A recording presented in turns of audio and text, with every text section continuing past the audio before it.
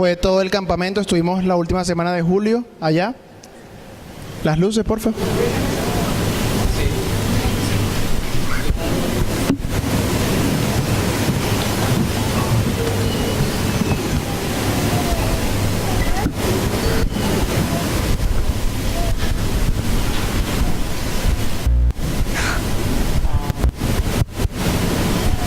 Callado, responderé al llamado, te daré mi voz, mis manos, mi fe. Los pueblos no alcanzados escucharán de tu pacto. Quiero llenando tu libertad. Oh, oh. Brillarás, las figuras del mundo de ti cantarán. Brillarás, las naciones enteras te adorarán.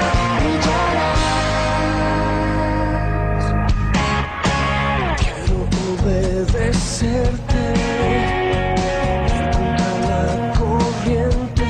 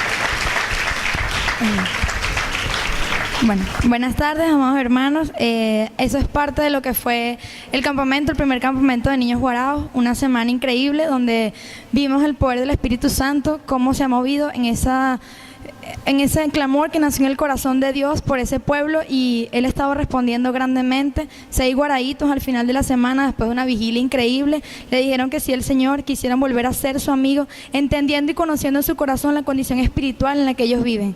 Yo solo los puedo animar y decirles: a la verdad, la mies es mucha, mas los obreros pocos. Rogad pues al Señor de la mies que envíe obreros a su mies. Hermanos, hay una gran comunidad guarao allí, está en el corazón de nuestra iglesia, yo los invito a que vengan. Si no somos de los que bajamos, sostengamos la cuerda. Hay un equipo de liderazgo de misiones, inclúyanse en los talleres, que el Señor les bendiga.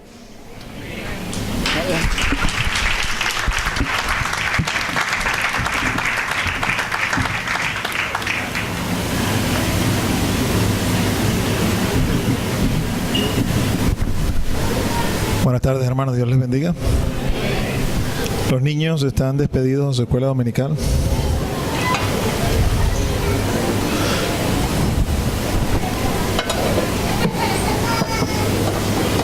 Doy gloria a Dios viendo ese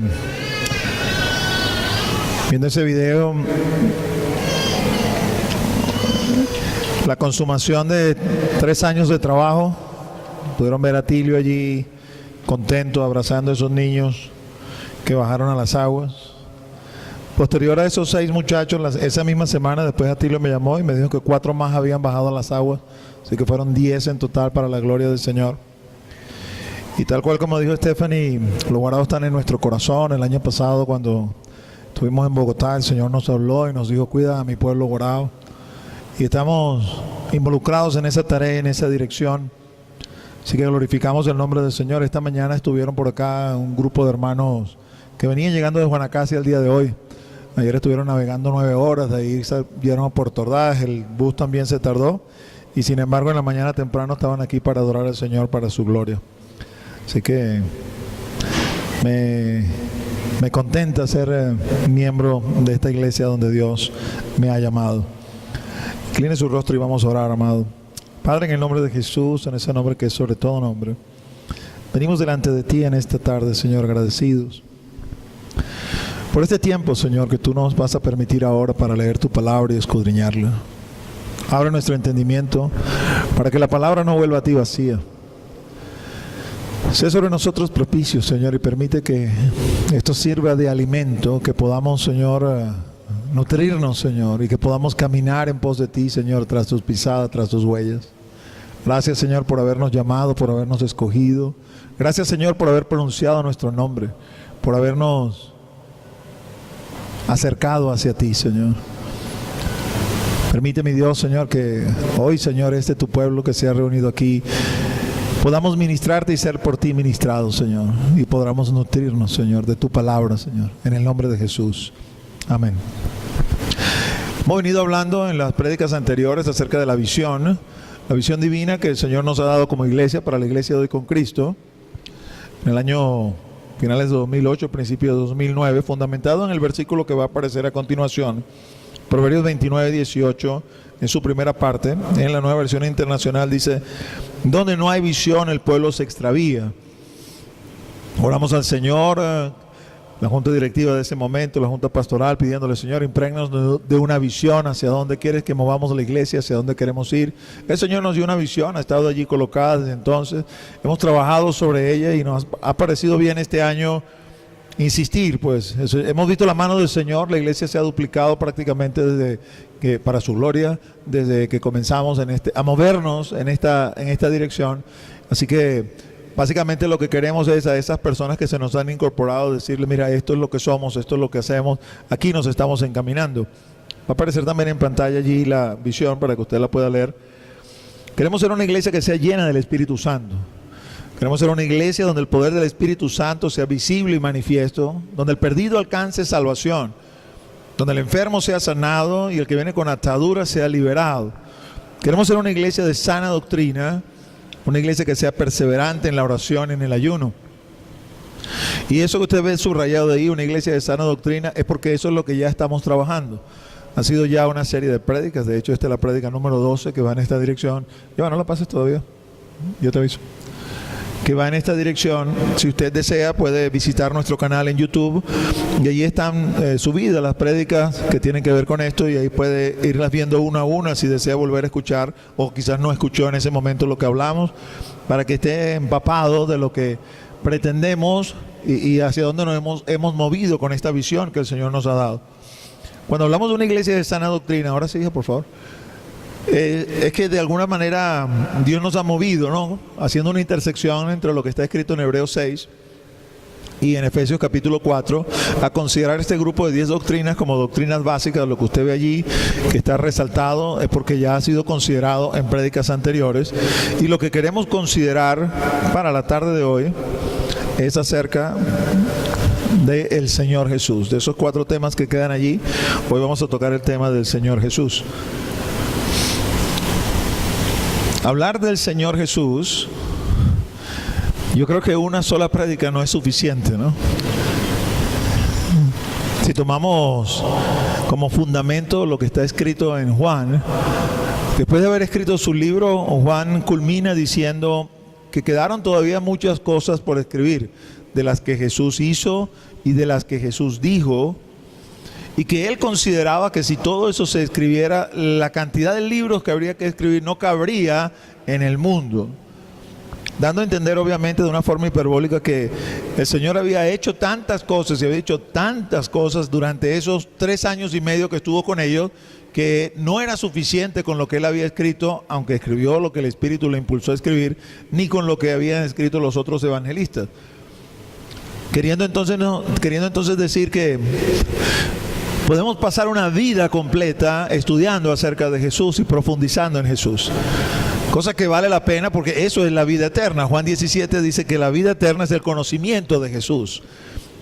Y es algo que usted y yo estamos, si somos cristianos, estamos comenzando a vivenciar desde aquí, desde ahora, el profundizar en el conocimiento de Jesús. Cuando oraba el Señor y le decía, bueno, nos toca hablar ahora de esto, Señor, ¿cómo lo vamos a enfocar? ¿Qué vamos a hacer? En principio, bueno, quizás pudiéramos tocar lo base, lo fundamental.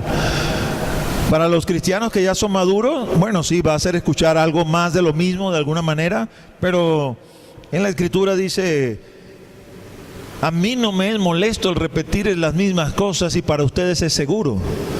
Probablemente para aquel que está comenzando, que todavía no conoce mucho, va a ser nutritivo, pero de alguna manera volver a Hebreos 6, a comenzar a echar bases y fundamentos. Pudiéramos hablar de eso, pudiéramos hablar de Jesús. Jesús es el que salva. No hay salvación sino en el nombre de Jesús. La gente dice, yo camino a mi manera, voy a mi manera, todos los caminos conducen a Dios. La Biblia dice, eso no es cierto. Yo soy el camino, la verdad y la vida. Nadie viene al Padre si no es por mí.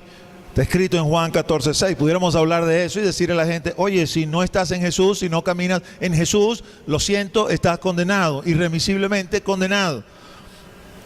Pudiéramos hablar de Jesús que liberta, de Jesús que sana, y todavía estaríamos hablando acerca de cosas fundamentales del Señor. Y no voy a decir que no hay uno que hablar de esas cosas, pero el peso que puso Dios en mi corazón en esta tarde fue orientarlo de una forma diferente, ¿no? Y hablar del Señor Jesús desde otra perspectiva, no menos real, pero quizás no tan básica.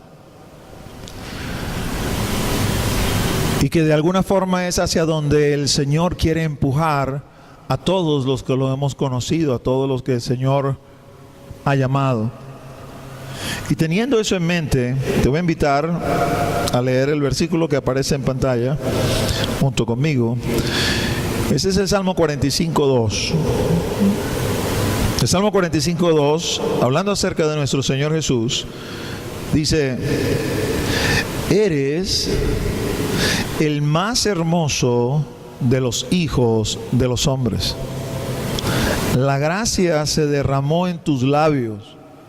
Por tanto, Dios te ha bendecido para siempre. Jesús es el más hermoso de los hijos de los hombres. Y vamos a comenzar a aproximarnos al Señor Jesús, a la figura del Señor Jesús desde esa perspectiva. La Escritura declara, Él es el más hermoso de los hijos de los hombres. Y a lo mejor en una primera aproximación tú lees el versículo y pudieras pensar, bueno, debe ser que el Señor era buen mozo, a lo mejor alto, fornido, bien parecido, atractivo desde una perspectiva física. Puede ser que haya sido así. La Escritura realmente no da detalles con respecto a eso. Con toda seguridad era un hombre que se hacía notar, pero no quizás por su físico. Su físico era muy probablemente como cualquier otra persona del Oriente, que fácilmente era confundido con cualquier otro judío, porque el Señor fue enviado al pueblo de Israel, lo cual no necesariamente significa que no sea hermoso desde esa perspectiva, pero creo que quizás la Escritura hubiera enfatizado eso, quizás así como lo hizo con Saúl. De Saúl dice que era de hermoso parecer, dice que era sumamente alto en la época que él vivió. Todos los demás, los más altos le llegaban a él por el hombro. Y en el caso de David también insiste la Escritura, David era un hombre de hermoso parecer. No era un hombre alto, pero era un hombre de hermoso parecer. Así que pudiéramos decir, ok, una primera aproximación, ok, el Señor ha sido el más hermoso de los hijos de los hombres que ha existido. Pero yo creo que la aproximación aquí que debemos hacer es una aproximación desde la perspectiva espiritual. Y de todos los hombres que han nacido, de todos los hombres que han sido creados, porque aun cuando haya intervenido un proceso natural que el Señor ha establecido, si el Señor no dice ok, no hay una concepción. Por lo tanto, seguimos siendo creados de parte de Él. De todos los hombres que han sido creados, Jesús es el más hermoso de todos. Y la razón por la cual Jesús es el más hermoso de todos, porque Jesús viene a satisfacer el patrón, el modelo de Dios. En el principio Dios creó al hombre y creó a Adán. Lo agarró, lo moldeó de la tierra, sopló sobre él. El hombre fue un alma viviente, era un hombre hermoso desde la perspectiva. Dios lo creó, es puro, está sin pecado. Sin embargo, Dios sabía que iba a pecar, que iba a caer, iba a enfrentar la tentación e iba a ser vencido. Así que la Escritura dice en Romanos capítulo 5 que Él creó un segundo Adán, Jesús de Nazaret. Ese segundo Adán es el más hermoso de los hijos de los hombres. Todos los que nacieron después de Adán nacieron con pecado. Ese pecado es una enfermedad. Desde la perspectiva de Dios no nos hace ver bien, no podemos ser considerados hermosos, pero en el caso de Jesús, Jesús nació sin pecado. Nació hermoso, era el más hermoso de los hijos de los hombres, porque no solamente nació puro, limpio, sin pecado, sino que iba a enfrentar la tentación e iba a vencer. El plan que Dios había diseñado a través de Jesús iba a obtener su cumplimiento, y la salvación para todos nosotros nos iba a alcanzar por medio de Jesús, el más hermoso de todos los hijos de los hombres.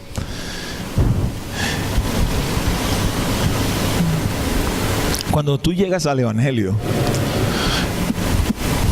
voy a decir que esa es la experiencia de la mayoría, para no ser categórico o dogmático, pero la experiencia de la mayoría, cuando llegas a Jesús, sientes un gozo indescriptible. Para empezar, el Espíritu ha obrado en ti. No llegas a Jesús y el Espíritu no obra en ti. Te convence de pecado, de justicia y de juicio. Entiendes que eres un pecador, entiendes que por el camino que vas, que tú creías que era un buen camino, pero por el camino que vas a la condenación, que necesariamente tienes que ir a Jesús. Es la única forma que esa carga de pecaminosidad que tienes encima la puedas soltar. Y cuando entiendes esto, convencido por el Espíritu Santo, y vienes y lo haces, y el Señor te liberta, esa carga de pecado desaparece, te sientes el hombre más feliz o la mujer más feliz sobre la faz de la tierra. Y cuando comienzas a leer la palabra y comienzas a decir, wow, todo lo que Dios ha hecho por mí, Dios ha venido, Dios me vio, me llamó por nombre, me lavó, me limpió, me dio un sitio, me dio un lugar, me posicionó, y comienzas a glorificar el nombre del Señor y comienzas a sentirte bien. Pero hay un evento que todavía no ha pasado, un evento que es propio de todos los que son niños en Cristo, donde Dios tiene que trabajar, porque de alguna forma no logras entender que no se trata de ti, sino que se trata de Él. Y todavía dentro de tu razonamiento piensas en yo. Dios me visitó, Dios me limpió, Dios me vistió, Dios me dio un lugar, Dios me posicionó, cosa que no deja de ser cierto. Pero cuando Él viene a tu vida y trabaja en tu vida y te muestra para qué Él ha hecho eso, entonces tú entiendes, no es por mí, es por Él. Porque fíjate lo que dice la Escritura. La Escritura dice que no va a ser suficiente la eternidad para que la creación entera alabe la misericordia de Dios. El que tú hayas sido visitado, el que tú hayas sido limpiado, el que tú hayas sido lavado, el que tú hayas sido posicionado, que te ha traído evidentemente un beneficio sobre tu vida, del cual debemos estar agradecidos para con Dios, pero no ha sido por causa tuya, ha sido por causa de Él. Para que la creación entera glorifique su nombre, viendo y diciendo, caramba, mira, todo este poco de gente merecía ser condenado. Todo este poco de gente pecó y lo ofendió. Y Él ha sido misericordioso, vino, los lavó, los vistió, los posicionó. ¡Oh, cuán grandes son sus misericordias! Es para alabarle y glorificarle a Él. No es para nosotros, es para Él. Porque hemos sido creados por Él y para Él. Porque en Él son todas las cosas, por Él y para Él. Y cuando entiendes eso, Jesús, tú eres el más hermoso de los hijos de los hombres. Oh, tú eres el más hermoso de los hijos de los hombres. Y cambia tu actitud y cambia tu referencia. Porque ya no es tanto yo, ya no es tanto qué me vas a dar, sino tú, ¿qué puedo yo hacer por ti? ¿Dónde me coloco? ¿Dónde me pongo? Donde tú estés satisfecho, donde tú estés contento, alegre. El más hermoso de los hijos de los hombres nos ha visitado. Déjame decirte algo. Si tú estás aquí sentado y eres un cristiano o una cristiana, eso es gracias al Señor. Porque te visitó con la misericordia, la gracia, y luego te dio porción de fe para que le dijeras que sí. Así que no te apresures a felicitarte. Oh, qué sabio yo que le dije al Señor que sí y no fui como los otros que dije que no. No, Él te dio la fe también para que le dijeras sí. Él lo hizo todo. Se empeñó contigo, decidió por ti y te dijo, a ti te quiero, a ti te escogí, a ti te llamé. Si entonces no depende de mí, depende de Él. Toda la gloria para Él, el más hermoso de los hijos de los hombres. Jesús, el Señor, mi Señor, tu Señor. Mira lo que dice Pedro en su primera epístola, en capítulo 1, versículo 8.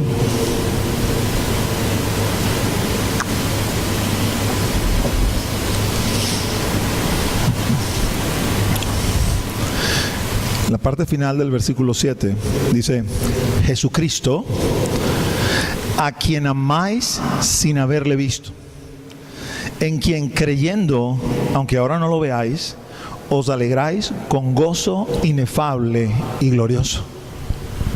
Está hablando de ti y de mí, mi amado hermano. Yo no sé tú, yo no he visto a Cristo. Lo he sentido, sí lo he sentido, pero no lo he visto. Creo en Él. Y hoy por hoy puedo decirte también que le amo. Pedro le decía a los que le estaba escribiendo, a los que estaban en la dispersión, a los judíos que estaban en la dispersión, que eran creyentes: Jesucristo, a quien amáis sin haberle visto. Y eso, mis amados hermanos, es una declaración poderosa, especialmente viniendo de la boca del apóstol. El apóstol estaba vivenciando lo que Jesús le había anunciado, porque Jesús le había dicho a ellos: así como ustedes creyeron mi palabra, así como ustedes recibieron mi palabra, van a venir unos que van a escuchar su palabra y van a recibir su palabra. No van a escucharme a mí, no me van a ver a mí, van a escucharlos ustedes, van a verlos a ustedes, y por la palabra de ustedes van a creer. Y él lo estaba viendo. Una gran cantidad de personas que al predicar de él, al predicar de los otros apóstoles, de los otros que habían estado con él desde el principio, creían, venían y amaban a Cristo, a quien no habían visto, pero lo amaban tanto o más que los mismos apóstoles. Y yo me imagino que para él tenía que ser sorprendente, porque a diferencia de ellos o nosotros, porque nosotros también estamos en ese mismo grupo de gente, él podía decir: yo lo vi desde el principio, desde que se presentó como un hombre normal y cualquiera, pero comenzó a hacer ciertas cosas que impactaron mi vida y yo supe, este hombre es el Mesías. No sé exactamente cómo decir que es el Mesías o cómo poder definirlo, pero lo es. Tengo un testimonio en mi corazón de que lo es. Y es un hombre normal como cualquiera de nosotros. Se cansa, come, va al baño, pero ese hombre es el Mesías. Y decidió caminar con él. En un momento que tenía una gran multitud de seguidores que se fueron por la manera que el Señor les habló y se quedaron solamente los más cercanos, Jesús les dijo a ellos: ¿ustedes también se van a ir? Y Pedro fue el que le dijo: ¿a dónde vamos a ir si solamente tú tienes palabras de vida eterna? Y el Señor le dijo: eso no lo estás diciendo tú, eso te lo reveló el Padre. Aunque quizás él no entendía lo que estaba diciendo o lo que estaba pasando, pero lo creía en su corazón. Y cuando vieron a Jesús morir, pensaron: todo se acabó. Pero luego lo vieron resucitado. Pedro podía decir: ustedes no lo han visto nunca, pero yo sí lo vi. Yo lo vi antes de la resurrección y lo vi después de la resurrección. Yo lo toqué, lo abracé, lo besé antes de la resurrección y lo hice también después de la resurrección. Lo vi en su carnalidad cuando era igual que nosotros, pero después lo vi resucitado como aquel que es quien dice ser que es. Y ustedes no le han visto y le aman igual que le amo yo. Yo todavía tengo mi memoria fresca del momento que lo abracé, que lo besé, que lo olí. Todavía me huele, el aroma de Cristo lo tengo pegado a mis narices. Y puedo entonces decir que lo amo. Testifico de lo que he visto, de lo que he oído, pero ustedes me maravillan porque ustedes lo aman sin haberlo visto. Solamente por las cosas que yo le estoy diciendo, por las cosas que yo le estoy hablando. Jesucristo, a quien amáis sin haberlo visto. Porque es el más hermoso de los hijos de los hombres. Y quien él dejó en su lugar, vino para revelarnos a Cristo. Y aunque no lo hemos visto, hemos recibido revelación de Cristo por medio del Espíritu Santo. Y tenemos certeza y confianza en nuestro corazón que las cosas son así. El mundo puede decir cualquier cosa y se puede levantar cualquiera a decir cualquier cosa, no importa. Porque va a llegar un momento que nos vamos a presentar delante del tribunal de Cristo y ahí se manifestará quién tenía razón y quién no tenía razón. La verdad es que nosotros no estamos por causa de tener razón, es que lo hemos conocido y le amamos y sabemos que lo que está escrito es cierto. Y más allá de que ese día se presente y digan: sí, ustedes tenían razón, eso realmente no es lo que nos mueve. Lo que nos mueve es que queremos estar con Él, lo amamos. Ese es el más hermoso de los hijos de los hombres, a quien amamos sin haberle visto. Y yo entiendo lo que significa la palabra amor, porque el neófito cuando comienza lee Juan 14 y entiende. Ok, tú dices aquí: el que guarda mis mandamientos, ese es el que me ama. Y usted comienza a cumplir con los mandamientos del Señor, algunos muy gravosos por cierto, y comienza a escuchar la voz del mundo que le dice: por eso es que yo no me hago cristiano, mira tú, no hagas esto, no hagas aquello, no hagas lo otro, eso es solamente una partida de reglas y qué sé yo, etcétera, etcétera, etcétera. Y comienza ese martillar que viene de afuera. Pero la Escritura dice que cuando usted hace eso, el que guarda mi palabra me ama. Y el que me ama será amado por mí y por mi Padre. Y vendremos a Él y haremos morada en Él.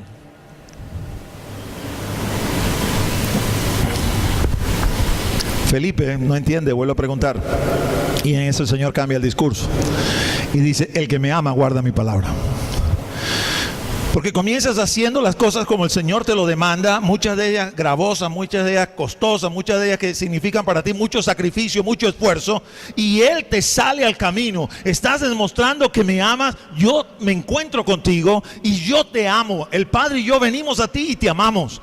Y eso cambia tu corazón cuando comienzas a conocer a Dios como una persona, que es finalmente la raíz del cristianismo, una relación viva con aquel que vive por los siglos de los siglos. ¿Sabías que si Jesús resucitó está vivo? Está vivo, no ha vuelto a morir, sigue estando vivo. Y por lo tanto podemos relacionarnos con Él. Ese es el fundamento de nuestra fe. Dice la Escritura en 1 Corintios 15 que si Él no ha resucitado, usted y yo somos los hombres más dignos de conmiseración sobre la faz de la tierra. Porque hemos creído una mentira y estamos fundamentando nuestro andar y nuestro caminar sobre una mentira. Pero como Cristo ha resucitado, entonces Él vive. Y como Él vive, podemos tener una relación personal con Él. Y cuando entendemos que no se trata de hacer, sino se trata de tener una relación personal con Él, entonces ya no hacemos para amarle, sino que porque le amamos, hacemos. Y entonces cambia. Y hay una renovación dentro de usted. No está tan preocupado por lo hacer, No porque no tenga que hacerlo, hay que hacerlo, pero Él va a dar las fuerzas para hacerlo. Está más preocupado por Él, por tener una relación con Él. Ha entendido, he sido creado por Él y para Él. He sido creado para glorificarle por la eternidad. A que temporalmente aquí, mientras estoy peregrinando, tengo que ser pastor y tengo que estar pendiente de una congregación, o soy líder de un ministerio, o lo que sea. Bueno, esa es una asignación temporal que Él me ha hecho para colaborar con Él en la expansión de su reino. Pero finalmente lo que Él desea es que yo me relacione con Él, que viva en una relación íntima con Él. Ese es el genuino y verdadero cristianismo. Y cuando usted está en una relación genuina con Él, usted asume la carga que le toca y la asume con gozo, con alegría. Primera de Juan dice, los mandamientos de Dios no son gravosos. Y la única forma que usted puede decir con Él, amén, es que usted ha experimentado una relación personal con Cristo, y por esa relación personal con Cristo, usted hace lo que tiene que hacer y de verdad no le pesa, porque lo hace porque le ama a Él, porque ha entrado en una relación con el más hermoso de los hijos de los hombres, a quien amamos sin haberle visto. Ese es el mover y la dirección de Dios. Es comprensible cuando estamos neófitos, cuando estamos pequeños, que nos movemos así de esa forma, pero Él nos va a impulsar y nos va a mover. Hay que cambiar. Eso no es lo que quiero, a eso no te he llamado. Te he llamado a una relación todavía más alta, te he llamado a una relación todavía más cercana, te he llamado a una relación de intimidad conmigo, a cada uno de nosotros. Y allí es donde el Señor quiere que nosotros estemos. Allí es donde el Señor quiere que nosotros nos movamos. Él es nuestro sumo sacerdote. No sé si entienden lo que eso significa. El sumo sacerdote, según el orden de Aarón, según lo que el Señor estableció en el Antiguo Testamento, podía entrar al lugar santísimo donde estaba la presencia de Dios una sola vez al año. Después de haberse santificado Él, entonces entraba y allí hacía las ofrendas y los sacrificios, todo lo que mandaba el Señor, haciendo expiación por Él y haciendo expiación por el pueblo. El Señor, que fue nombrado también sumo sacerdote, pero según otro orden, según el orden de Melquisedec, no según el orden de Aarón, hizo un sacrificio único, definitivo, de una vez para siempre, a través del cual logró la expiación para cada uno de nosotros. Y cuando se presentó arriba en el cielo, el más hermoso de los hijos de los hombres, el cielo entero prorrumpió en alabanzas viéndolo. Ha llegado el Cordero de Dios, ha llegado el más hermoso de los hijos de los hombres, aquel que es digno de abrir el libro. Aquel que cuando el Padre lo ve, le dijo, ven acá, hijo mío, siéntate a mi diestra, te pongo por encima de todos tus enemigos para que gobiernes toda mi creación. Y allí es el sumo sacerdote. Jesús sigue ministrando por cada uno de nosotros. Jesús sigue estando a nuestro favor, ministrando, no en su condición de Dios, sino en su condición del más hermoso de los hijos de los hombres. El plan de Dios no ha terminado todavía. La dispensación de Jesucristo aquí sobre la faz de la tierra ha finalizado, sí, pero ha comenzado una nueva en el cielo, donde Él está sentado a la diestra del Padre y desde allí gobierna como hijo, que va a terminar en el momento que termine el milenio, porque cuando termine el milenio, la Escritura dice que Jesús entregará el reino y el imperio a Dios el Padre. Y entonces Dios el Padre va a disolver todo lo que nosotros estamos viendo y va a hacer algo nuevo, un cielo nuevo, una tierra nueva, va a venir una nueva Jerusalén, Jesús fusionado en el Padre, un Dios como es en efecto, y desde allí va a ministrar. Pero antes de que eso suceda, Jesús ministra hoy como el sumo sacerdote de los hombres, de nosotros. Y por eso oramos, Padre, en el nombre de Jesús. Usted y yo tenemos acceso al Padre por el camino que Jesús ha abierto, y detrás de Él es que nos tenemos que colocar, que nos tenemos que poner.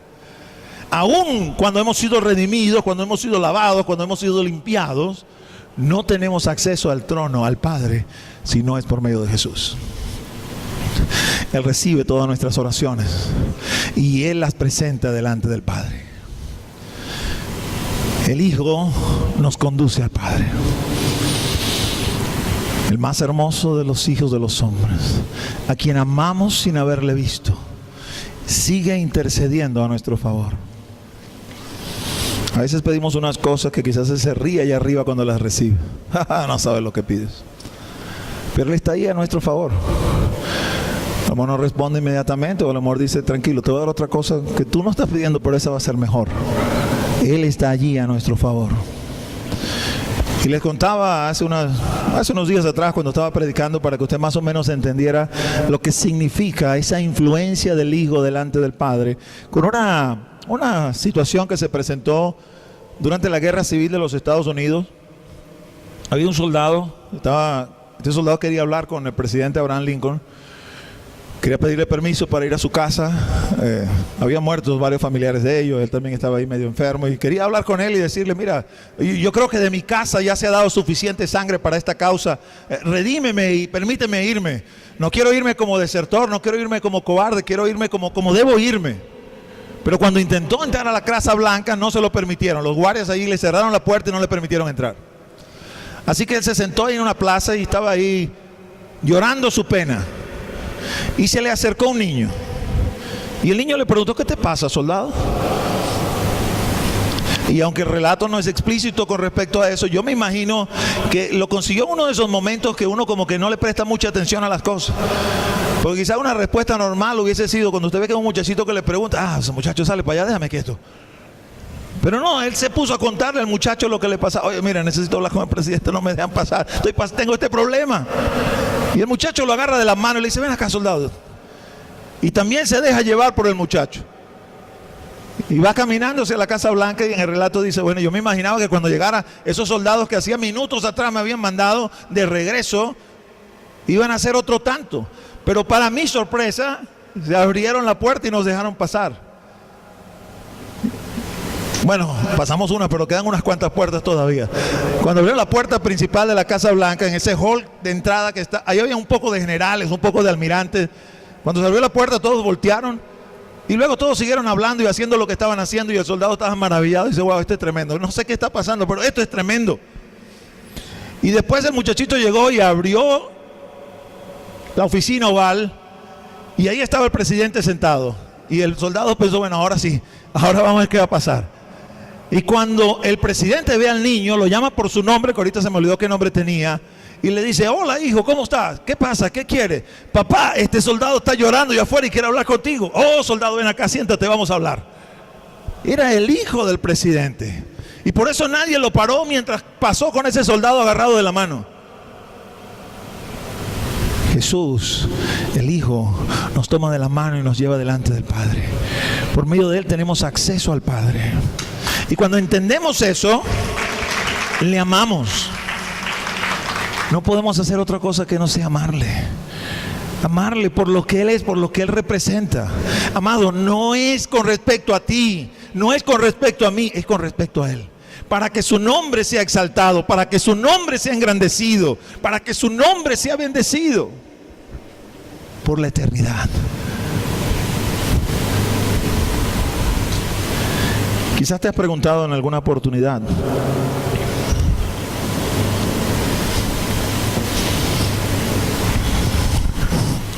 o quizás hoy, nunca te había escuchado hablar así acerca de Jesús.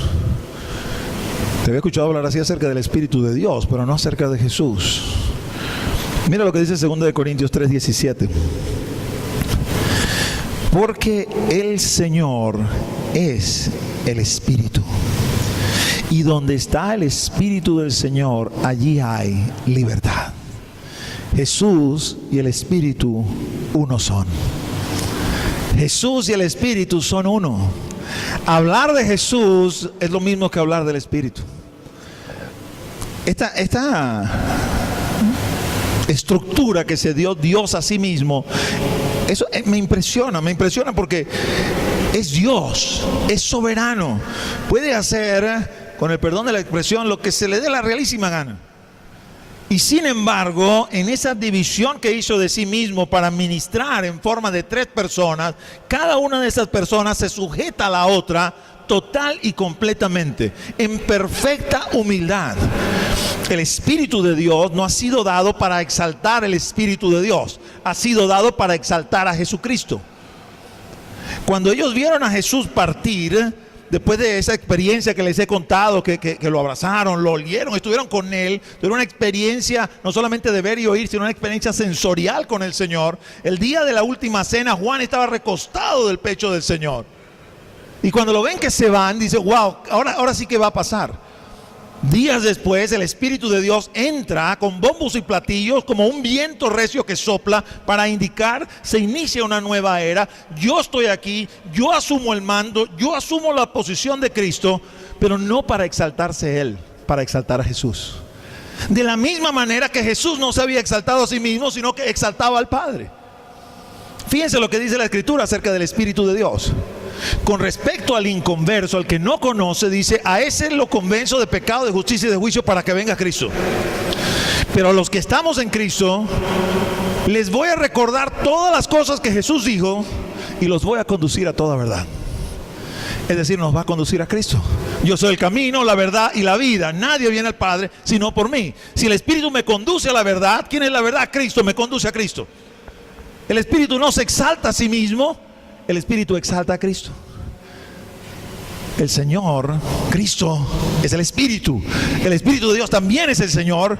Cristo es el Señor. Así que estamos en la plena libertad y debemos exaltar, adorar, alabar al Espíritu Santo de Dios que está en medio de nosotros. Porque Él está también exaltando a Cristo. Y somos amigos del Espíritu Santo. El Espíritu de Dios son las arras, la garantía de que el pacto de Dios es firme y valedero. Dios dijo, te voy a dar un adelanto para que sepas que todo lo que te estoy diciendo es real, es genuino, es valedero. ¿Qué te voy a dar? Te voy a dar el Espíritu Santo. Y el Espíritu Santo, aunque usted no lo ve, no se puede ver el Espíritu Santo, usted lo puede sentir. Porque es exactamente así como el viento. Sopla. Usted puede sentir el viento, pero no lo puede ver. El Espíritu está diseñado para que usted lo sienta.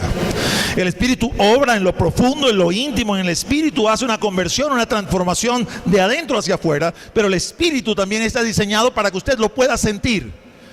Y en determinados momentos, quizá cuando usted lo más lo necesita, cuando usted está, porque este peregrinaje no es fácil, ¿oyeron? Que este peregrinaje es difícil. Este peregrinaje que conlleva muchísimo más tiempo quizás que esos 40 años que pasaron los israelitas en el desierto, no es sencillo. Y sin el Espíritu no lo podemos hacer, no lo podemos transitar. Y eventualmente vienen pruebas que parecen que son pruebas que nos machacan, que nos aplastan, que estamos allí como estampillados al piso. Y ahí viene el Espíritu de Dios y usted literalmente lo siente. Siente el Espíritu de Dios que se mueve dentro de usted, o siente el Espíritu de Dios que sopla sobre usted. Una noche oraba yo en mi habitación, estaba bastante entristecido por una situación y le decía al Espíritu Santo, parece que te fuiste, parece que me abandonaste, parece que ya no estás aquí, yo necesito sentirte. Y mientras yo oraba, ahí encerrado en la intimidad de mi habitación, el Espíritu puso una mano sobre mí aquí en la espalda y yo pude sentir su peso sobre mí. Yo estoy aquí. El Espíritu de Dios está diseñado para que usted lo sienta. Y en ese sentir le alienta, le anima, a veces le exhorta. Pero está diseñado de parte de Dios para que sea tu báculo del cual tú te apoyas para llegar al final de este camino. Y por eso el Espíritu de Dios hay que exaltarlo, hay que amarlo así como amamos a Jesús. El Espíritu de Dios es nuestro amigo, tiene que ser nuestro amigo más íntimo. Aquel a quien debemos desear, anhelar, porque Él nos conduce a Jesús. Y Jesús es el más hermoso de los hijos de los hombres. Jesús es el que amamos, a quien amamos sin haberlo visto.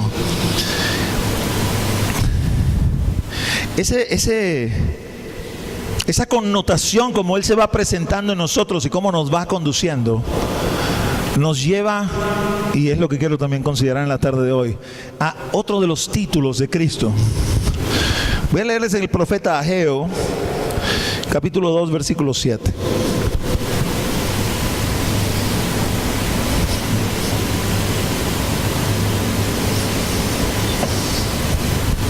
Dice la palabra del Señor: y haré temblar a todas las naciones, y vendrá el deseado de todas las naciones, y llenaré de gloria esta casa, ha dicho Jehová de los ejércitos. Aleluya. el deseado de todas las naciones. Cuando Dios te revela lo que te estoy hablando, lo que te he dicho, y enrumbas y encaminas tu vida en esa dirección, quiero participar en tu obra, Señor, pero para mí tu obra no es lo más importante, eres tú el Señor de la obra. Quiero asumir mis momentos y mis tiempos que tengo que ser Marta, pero no quiero que eso opaque los tiempos en que quiero y deseo ser María, postrado ahí a tus pies, escuchando las palabras que salen de tu boca. Y cuando eso se convierte en una realidad en tu vida, comienzas a entender este título que que le otorga la palabra, el deseado de todas las naciones. Y comienzas a desear a Cristo. Comienzas a anhelar a Cristo, comienzas a decir, yo quiero verte, yo quiero estar contigo, yo quiero que mis ojos te contemplen. Hoy te amo sin haberte visto, pero yo quiero verte, yo quiero estar contigo, yo quiero abrazarte, yo quiero sentirte, yo quiero esa relación de intimidad a la cual me has llamado, que yo comience a vivir, a experimentar aquí en la tierra, pero que se consuma, que se haga una realidad. Es el deseado de todas las naciones. Pero yo leí este versículo y yo podía entender la parte del deseado. Yo lo deseo, pero yo sé que yo no soy el único. El Señor me estaba hablando por medio de mí o con respecto a mí, pero yo sabía que no soy el único. Hay muchos que le desean de esa misma forma, de esa misma manera, y que hemos entendido que el propósito final de Dios es ese encuentro con Él. Si paralelo con todo eso el Señor te da cosas aquí en la tierra, bueno, gloria a Dios te las dio, pero si no te las da, gloria a Dios también. Porque no estamos detrás del don, estamos detrás del dador. Si el dador da don, gloria a Dios, y si no da don, gloria a Dios también. A algunos el Señor les va a dar, porque el Señor necesita proveedores para su reino. A los que puedan soportar esa carga en su corazón sin desviarse, sin que Mamón, el Dios del dinero, se convierta a su Dios, Dios lo va a prosperar y les va a dar para que puedan impulsar su reino. Pero hay otros que el Señor necesita, que sean los Elías y los Juan el Bautista, que se metan en el desierto, que se vistan de piel de camello, que coman solamente miel y langosta silvestre, para que puedan anunciar las buenas nuevas del reino conforme al plan que Dios tiene. Yo admiro esos corazones. Admiro el corazón de Jason Massarri, el hijo de Atilio. No solamente está trabajando ya con los guaraos, le ha dicho a su papá y a su mamá, hace un año que se graduó de bachiller, y le dijo, ¿saben qué? No me manden para la universidad, porque eso no es lo que Dios me está diciendo que haga. Métame en Mundo Horizonte, porque Dios me está diciendo que vaya a la ventana 1040, que vaya a predicar a los musulmanes que no conocen al Señor, que vaya a predicar a los hindúes, que vaya a predicarle a todos aquellos que nunca han escuchado de Cristo. Eso es lo que Dios está poniendo en mi corazón. Y eso pudiera significar una muerte segura. Meterse en esos países a predicar no es cualquier cosa. Dios necesita al que está arriba, quizás desde la perspectiva humana, para proveer y que su reino se expanda, pero necesita también el que va a hacer este tipo de trabajo. Y usualmente, cuando las cosas son bien hechas, es en este tipo que usted consigue ese deseo, ese anhelo, es el deseado de todas las naciones. Pero cuando yo pensaba de todas las naciones, Señor, ¿cómo va a ser de todas las naciones? Las naciones no te desean. Las naciones no te desean. Ya hemos comenzado a experimentar aquí en Venezuela lo que a nivel de política se conoce como un lobby de los grupos de homosexuales, lesbianas, transexuales, etcétera, etcétera, presionando al gobierno. Hay que legislar en esta dirección, hay que legislar en este sentido. En los países que eso ya ha acontecido, que eso ya ha pasado, ahora esos mismos grupos están empujando en otra dirección, diciéndole, tienes que decir a las iglesias, ya que hiciste una legislación civil que nos satisface, ahora tienes que decirle a las iglesias que nos tienen que aceptar, que nos tienen que reconocer como cristianos practicantes, que nos tienen que casar en sus iglesias. Un pastor anglicano en Inglaterra está siendo demandado porque le dijo a una pareja de homosexuales, no, yo no los voy a casar, eso es contra la palabra. Y lo demandaron en un tribunal y le están diciendo al tribunal, oblígalo a que nos case. Tú tienes autoridad sobre él, autoridad civil, oblígalo a que nos case. Señor, las naciones no te desean. El corrupto no te desea porque sabe que va a ser juzgado. El ladrón no te desea, el drogadicto no te desea, el borracho no te desea. ¿Cómo es esto que las naciones, todas las naciones te desean? Y entonces el Señor me llevó al pasaje que está en Mateo 24, donde el Señor dice que antes del tiempo del fin, el evangelio será predicado a todas las naciones. Quiere decir que en todas las naciones el Señor va a levantar a su iglesia. Porque cuando la gente se convierte bajo el mensaje del evangelio, vienen y forman parte de la iglesia. Y cuando Dios comienza a trabajar en su iglesia y pasan ese periodo de niñez y comienzan a madurar y entienden, ese es el más hermoso de los hijos de los hombres, este es a quien amamos sin haberlo visto, este representado aquí por el Espíritu que nos conduce a Él, es a quien deseamos. Todas las naciones comienzan a desear y hacen suya la oración que está en el Apocalipsis. Oh, ven Señor Jesús. El Espíritu y la novia dicen, ven Señor Jesús, ven pronto Señor Jesús. Todas las naciones desean a Jesús. Y es el deseado de todas las naciones. Pero no es la nación en pleno, es la iglesia. La iglesia que Dios va levantando en cada lugar. Y no se necesita que la iglesia sea mayoría. De hecho, le voy a decir algo. Bíblicamente la iglesia jamás va a ser mayoría.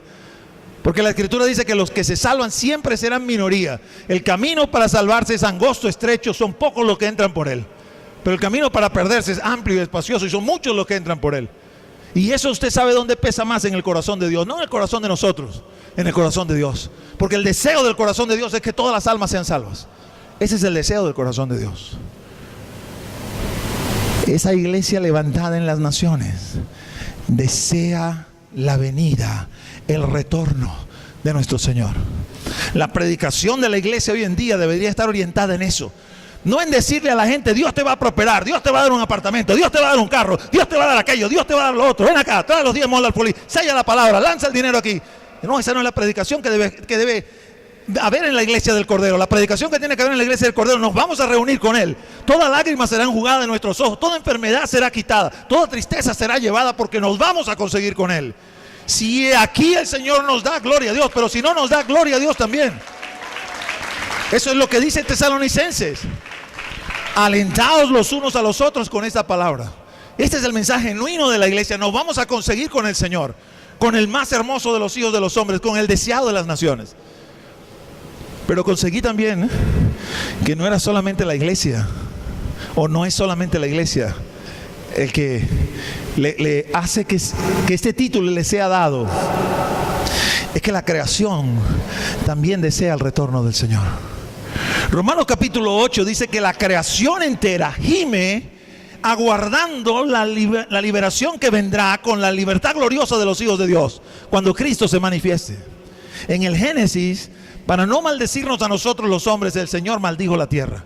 Y desde entonces la tierra está bajo maldición. Y la tierra gime deseando la venida del Hijo del Hombre, porque cuando venga el Hijo del Hombre, entonces la maldición que hay sobre la tierra será cortada y la tierra se verá libre.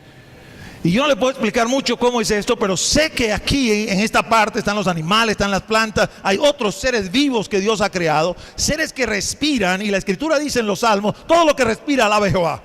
No es solamente el ser humano, es todo lo que el Señor ha creado, todo lo que respire alabe a Jehová. No sé cómo lo van a hacer, pero Isaías 55 dice que los árboles baten sus palmas a la venida del Maestro, a la venida del Mesías. Entonces es la iglesia y toda la creación el deseado de las naciones. Dios, ¿cuándo vas a aparecer? Dios, ¿cuándo vas a aparecer?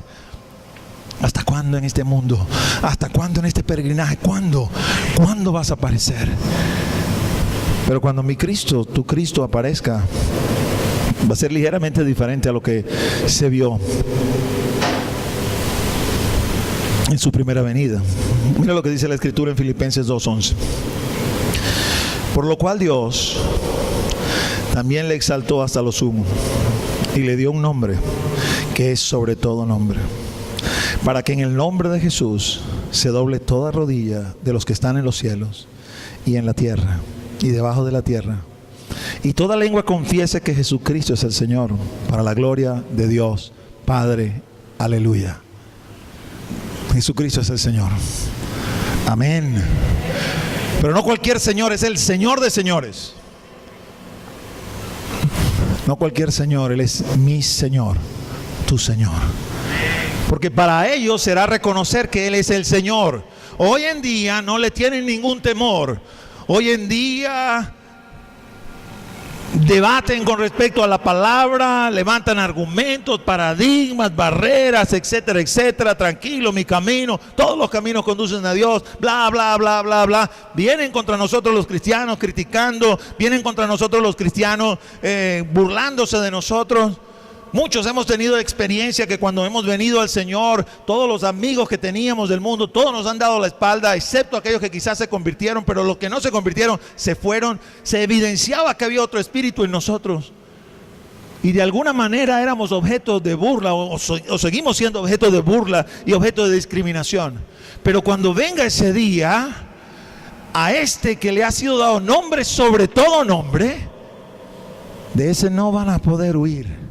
Mire, es que ni que se muerdan los labios, ni que se los cosan, que se le van a abrir y van a decir: Jesús es el Señor.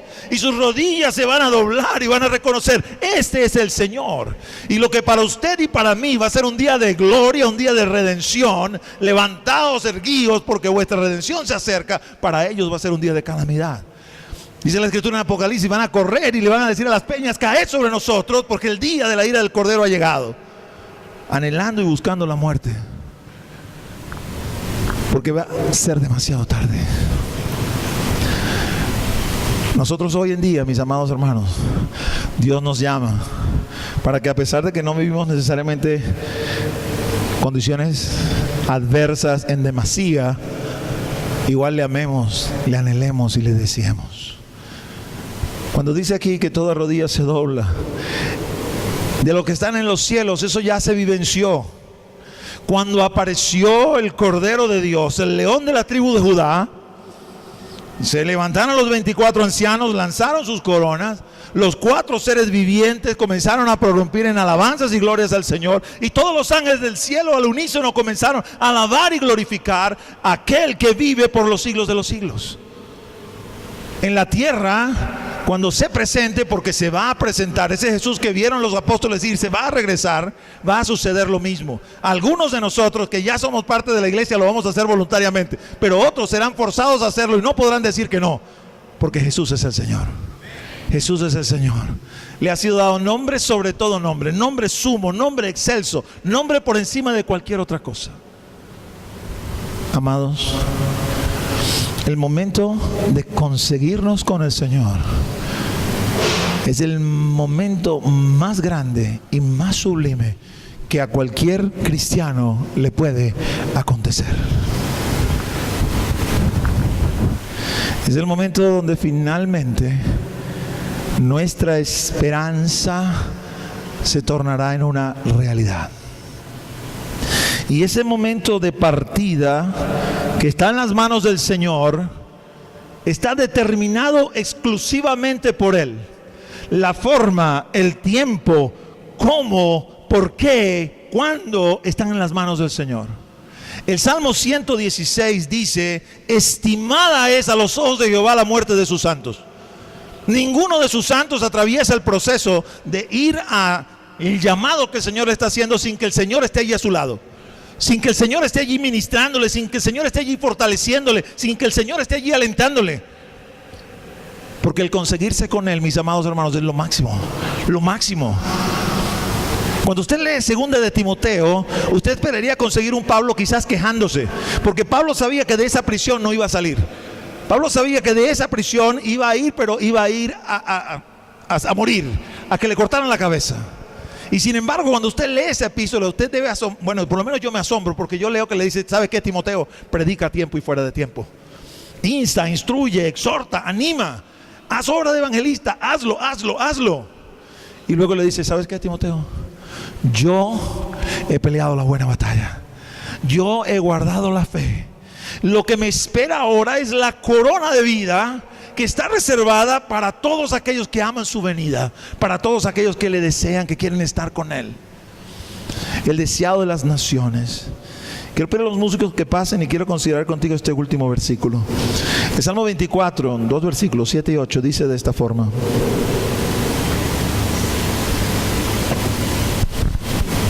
alzad, oh puertas, vuestras cabezas, y alzaos vosotras, puertas eternas, y entrará el Rey de Gloria.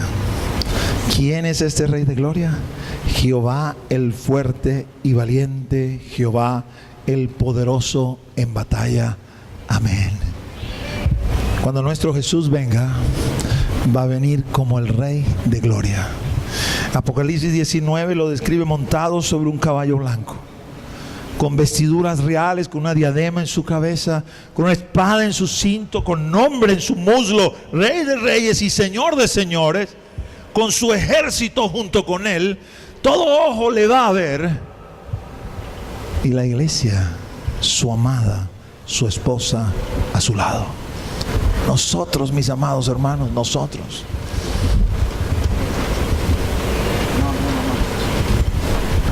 En el marco de los eventos que suceden en ese tiempo, le antecede un periodo que la Escritura llama el periodo de la gran tribulación, donde la iglesia va a experimentar una persecución como nunca antes ha experimentado, donde la iglesia va a ser perseguida y vencida.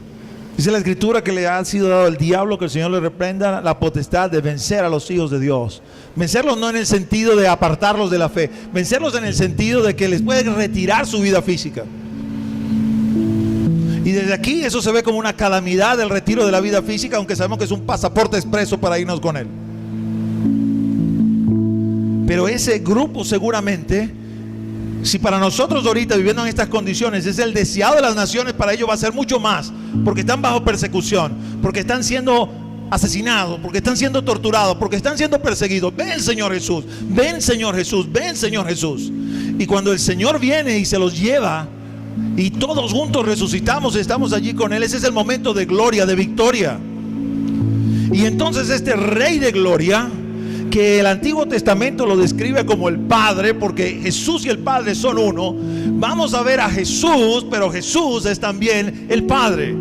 Y entonces viene ya no como ese niñito humilde que nació en el pesebre, viene como el Rey de gloria, viene como el fuerte, como el valiente, como el poderoso en batalla, el más hermoso de los hijos de los hombres, el deseado de las naciones. Viene ahora como un rey, como un poderoso rey a gobernar aquí sobre la faz de la tierra.